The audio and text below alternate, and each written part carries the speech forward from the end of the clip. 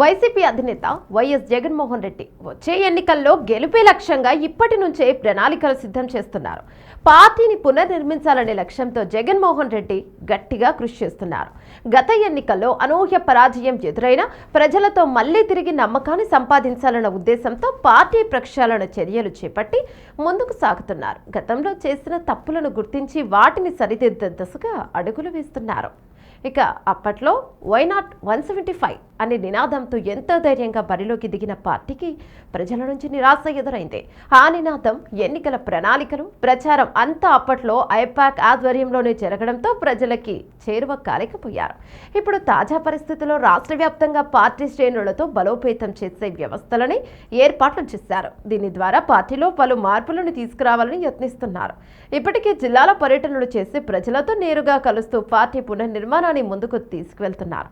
గతంలో నియోజకవర్గ ఇన్ఛార్జీలను మార్చిన విధానం ఇప్పుడు మళ్లీ పరిశీలనకు వస్తోంది. 2024లో జరిగిన ఎన్నికల్లో సోషల్ ఇంజనీరింగ్ మీద జగన్ ఆశలు పెట్టుకున్నారు. ఐపాక్ ఇచ్చిన నివేదికల ఆధారంగా అనేక నియోజకవర్గాల్లో అభ్యర్థులను మార్చారు.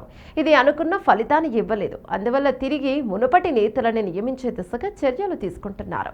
ప్రస్తుతం రాష్ట్రంలోని ఉమ్మడి జిల్లాలో మార్పులు ఎలా చేయాలి, ఎవరిని ఎక్కడ నియమించాలి అన్న విషయాలపై వ్యూహకర్తలతో చర్చలు జరుగుతున్నాయని సమాచారం. 2019 ఎన్నికలప్పుడు ఐపాక్ ని ప్రశాంత్ కిషోర్ నడిపించారు. ఆ తర్వాత ఆయన స్థానంలో రిషిరాజ్ సింగ్ అనే వ్యూహకర్తతో ముందుకు సాగారు. అయితే పీకే వ్యూహాలకి రిషిరాజ్ వ్యూహాలకి తేడా ఉంది. ఐపాక్ చెప్పినట్టే అన్ని నడవడంతో ఇక ఆర్టీ క్యాడర్కి నేతలకు దూరమై పరాజయాన్ని మూటకట్టుకోవాల్సి వచ్చింది.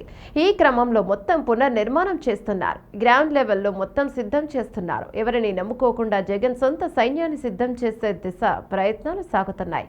గత ఎన్నికల్లో ఐపాక్ అత్యుత్సాహం వల్లనే ఓడామని భావించి ఇప్పుడు క్యాడర్ నేతలపై బాధ్యతలుంచుతున్నారు. ఐపాక్ రీఎంట్రీపై శ్రేణుల నుంచి వ్యతిరేకత రావడంతో సొంత బలంతో ముందుకు సాగాలని భావిస్తున్నారు. కూటమి ఏడాది పాలనపై ప్రశ్నిస్తూనే వైసీపీ శ్రేణులపై కేసుల్ని నిరసిస్తూ కూటమి ప్రభుత్వాన్ని ప్రజల్లో ఎండగడుతూ ముందుకెళ్లే దిశగా ప్లాన్ చేస్తున్నారు.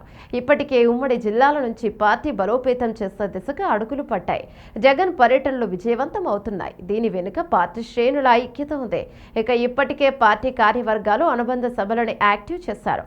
రాష్ట్ర కార్యవర్గం నుంచి గ్రౌండ్ లెవెల్ వరకు ఎన్ని స్థాయిలో పార్టీల పదవులని పూర్తి చేసి సర్వే సైన్యాన్ని సిద్ధం చేస్తున్నారు. రాష్ట్ర స్థాయి నుంచి గ్రామ స్థాయి వరకు పార్టీ పదవులు అనుబంధ వర్గాల నియామకాలు పూర్తయితే దాదాపు 15 లక్షల సైన్యం సిద్ధం కావచ్చన్న అంచనాలు వినిపిస్తున్నాయి.